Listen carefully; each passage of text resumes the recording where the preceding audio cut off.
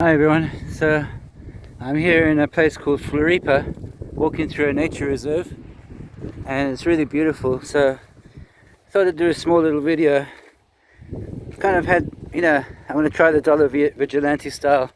I don't have no dog to walk, but I have to find a different distraction in that. But yeah, look at this look at this nature, man. There's some plants here in Brazil which I've never seen before, and it's really interesting. And just over there in that direction, I didn't start the video then, but there's like a little lagoon, and it's fresh water. Amazing. This island is about 50 kilometers long by about 12 kilometers wide, and just wanted to talk about what I saw kind of with the sort of the election fraud allegations. And the left says, no, there's nothing to see here, nothing to see here. It's all okay, everything's fine, Biden's the winner. And the right say, no, you've stolen it from us, you bastards. No. So where's the middle ground? Oh, look at this. This is a start, isn't it? Middle ground is we all live on this planet, this beautiful earth, this beautiful world. It's only one world, one earth. What's the difference between one world and one earth? Well, the earth is the actual place that we stand on, and the world is what we stand in. So, it's a system, yes. It's a matrix, yes. It's all those things, the kingdoms of the world, But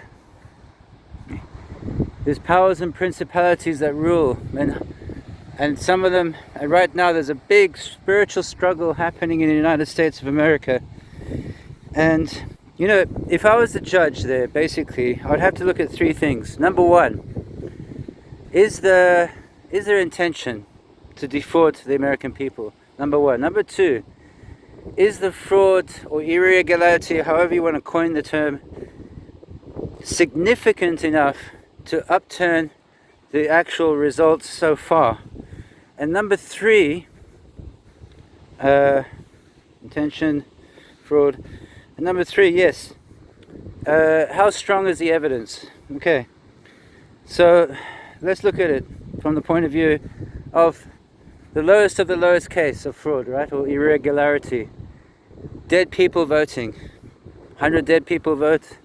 1,000, it could be a mistake, it could be intentional. Wow, look at those sand dunes there. Wow, amazing. It's the actual dead people voting is not enough to change the results of the election, or even to call in the system into question.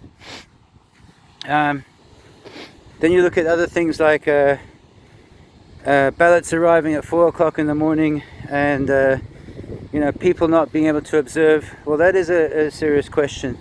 When people can't observe the elections, as the law states, that brings into question, and it also could be anecdotal of buses arriving and people like signing late ballots and that kind of thing. But that in itself is not enough to upturn the results. Yeah, we could say overall, we don't know what those votes were. Could have been counted either way.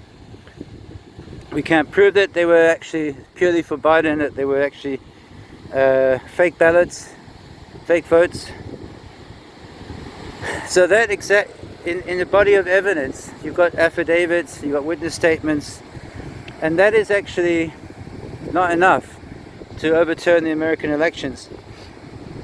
Then you've got the actual big tech and big media and big money. So, as everybody knows, media and technology software rules the world.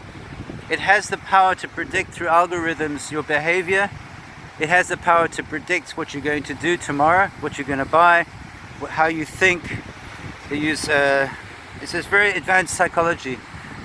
And the media, as you know, is a great manipulator of the people. And the more often you tell a lie, it becomes believable, whether it's Trump or whether it's Biden or Hitler. It doesn't make any difference.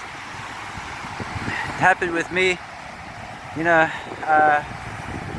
the media and other people spun a big lie, and unfortunately it was believed. But it took me 3.5 years to overturn it through the legal process, because it was such a fantastic lie that everybody believed it.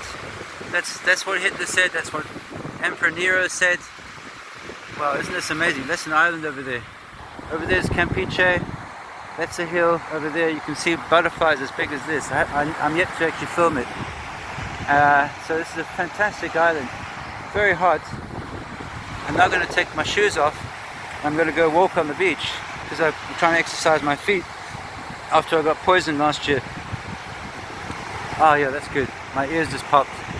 I was swimming and I got water in my ear, so I can half hear you. Half hear myself, I should say. So you've got all these different factors, right? You know, was there malicious intent by the left to unseat, defraud, and basically interfere with the electoral process in 2020? Yes, there was. There's enough evidence to prove it. You can start with Facebook, you can start with Twitter, which are now publishing empires. They're no longer notification empires, they're actual publishing empires. So, and who are these fact checkers? We don't know who they are. It's just independent fact checkers. Who are these independent fact checkers? We have no idea. So it's like people who are in control of these big companies, Google, Facebook, Twitter, have a lot of power, YouTube, to sway and actually formulate public opinion. So the court must also look into that and rule it, okay? But that's not going to be the deciding factor, which is going to be the final nail in the coffin of Joe Biden and Kamala Harris.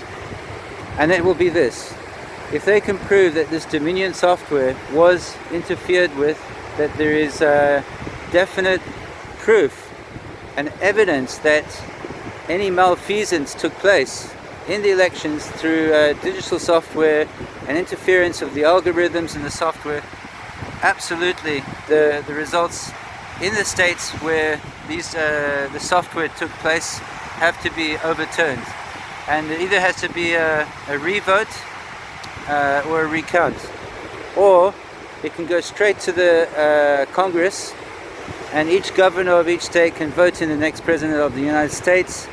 And there's approximately 26 governors which are Republican, and even if it's tied, the vice president actually gets to actually make the casting vote, as far as my US law research has actually explained to me. But either way, the race is not over, and actually we could actually see Donald Trump in office on January the 20th.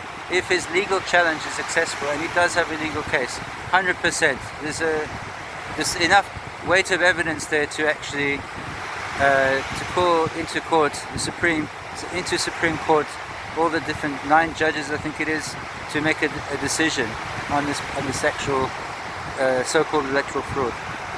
And what will happen then? Who knows? Who knows? But one thing's for sure: either way, if Biden goes, prevails, then definitely the right is not going to be too happy, and we could even see a civil war. If the left get in, well, by hook or by crook. And you see that the problem is, it's got to be proven to be fake. It's got to be proven in a court of law that this election was a fraud, that it was stolen, that there was domestic interference, even foreign interference, much worse than the 2016 elections allegation. And remember, that took 3-4 years to kind of reconcile. So if it's all equality before the law, then this could also take 3 or 4 years to reconcile, and Trump could be a sitting president until it's actually reconciled. So that's my take on it. God bless you. Happy New Year. Happy New Year. Well, we're almost there actually. It's only a month. So yeah, it's a beautiful day here in Brazil, and really going to just enjoy a long walk along the beach, exercise my feet. Thank you.